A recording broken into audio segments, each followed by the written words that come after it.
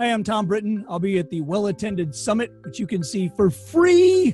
I'm a sideshow performer and theater producer here in Chicago. I'm going to talk to you about very specific steps you can take to get from there to here. I was a chef. Now I'm a professional fire eater. My day job happens at night, and there's very specific steps you can do along the way. I'll make a real good case for why you should be printing pieces of paper. Maybe not as posters, but maybe you sell them at the end of your show.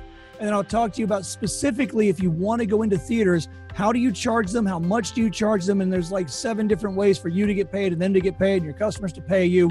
And how much do you charge for a ticket once you're there? That's just me. And there's like, I think 2.5 billion other speakers that are going to be at this summit.